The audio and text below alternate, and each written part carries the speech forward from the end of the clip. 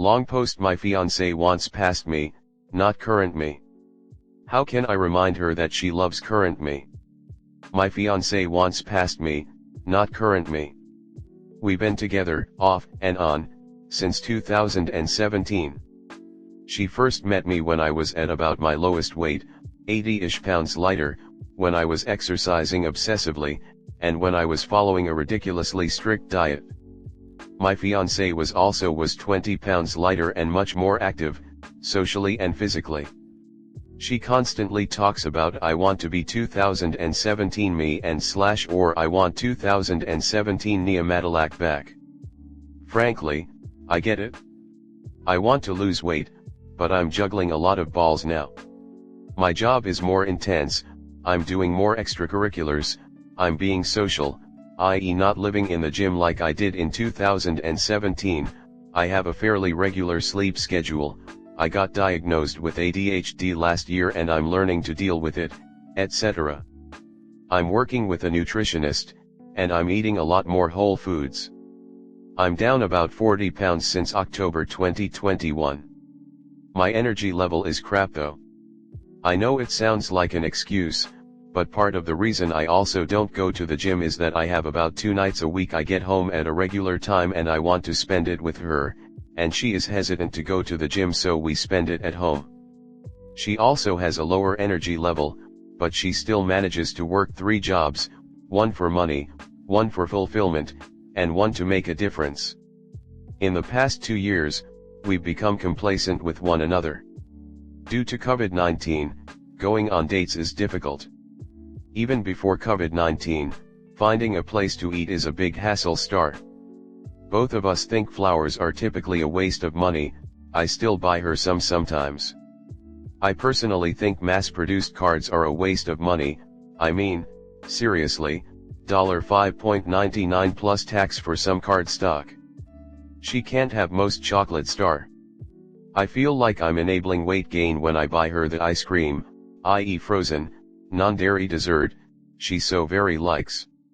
Her love language is acts of service, so I try to do the dishes, vacuum, do laundry, put nice warm towels in the bathroom, cook her meals, give her little massages, etc., but those have all become expected and it doesn't seem like she appreciates it. I've tried doing date nights at home twice and I feel like whatever I do, she criticizes. Well, not criticizing, per se, since she always begins with "I'm not trying to criticize you, but..." Moriso, this year I have started a large garden at a community spot. Initially, it was supposed to have 5 people working on it, but, due to the circumstances, I am the only one with regular access to it. When the others want to help, I have to go with them. As such, I spend a solid 12 hours a week gardening. I'll get home from that and immediately eat dinner and shower, which usually gets done about 10 p.m. I'm the HOA secretary, so I'll spend half an hour or so reviewing emails for that, before going to bed. On Sundays and Wednesdays or Thursdays, I will batch cook for the week. I have been cooking many chicken and or vegan dishes as I recently found out that I have alpha-gal / red meat allergy. I will typically buy a few portions of red meat for her and cook those on the side. The dishes overall are usually pretty simple. It might be chicken and lentils for me and seared flank steak, mashed potatoes, and boiled green beans for her. She tends to not like overall complicated, spicy, or subtle flavors. On Friday nights, we attempt to go to board gaming at the local comic shop. When I'm not at the community garden, I'm catching up on HOA stuff, doing housework, taking care of our home garden, or socializing. About 1 night a week, I will relax. Usually that's Saturday afternoon. If I'm at home at 2 p.m. through 4:30 p.m. on any day of the week, I hit a really sleepy period and will almost guaranteed fall asleep. My fiancé will harp on me and I get a lecture about how she feels that I nap a lot. From her perspective, I get it.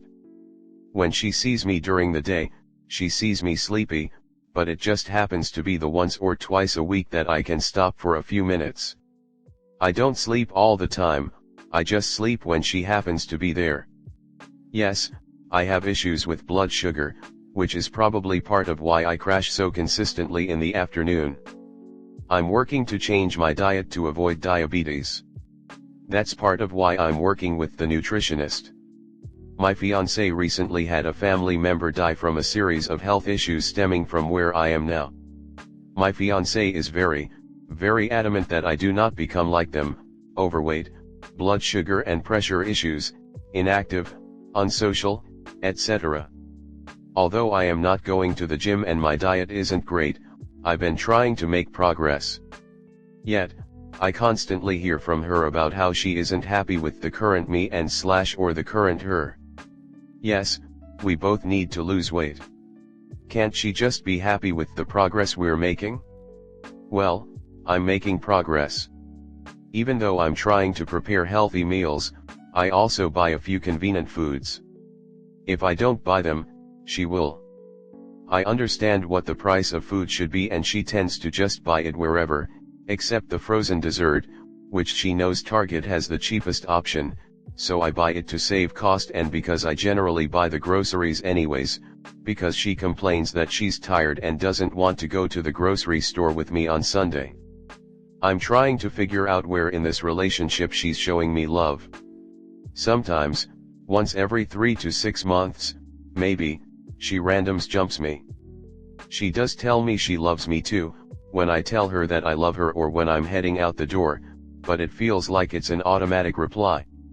She seems to appreciate the work I do in the house and fridge, but no more than an useful roommate who you share a bed with. Again, when she does talk about the future of us and love and marriage, she immediately talks about future Neomadilak, future me, 2017 Neomadilak, or 2017 me.